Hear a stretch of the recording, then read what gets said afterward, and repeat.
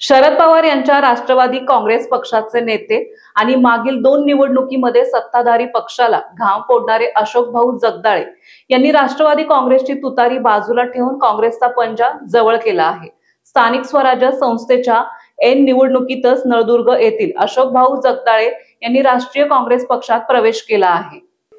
येत्या काळात तुळजापूर तालुक्यात भाजपाचे आमदार राणा जगजितसिंग पाटील विरुद्ध अशोक जगदाळे अशी स्थानिक स्वराज्य संस्थेच्या निवडणुकीत समोरासमोर येणार आहे। तुळजापूर तालुक्यातील राजकारणात भूकंप घडवणारी घटना राष्ट्रवादी काँग्रेस पार्टी शरद पवार गटचे प्रभावशाली नेते अशोक भाऊ जगदाळे यांनी आज काँग्रेसचा झेंडा हातात घेतला। हा पक्षप्रवेश टिळक भवन मुंबई येथे काँग्रेसचे प्रदेशाध्यक्ष हर्षवर्धन सपकाळ यांच्या प्रमुख उपस्थितीत आणि माजी मंत्री अमित भैया देशमुख यांच्या हस्ते संपन्न झाला।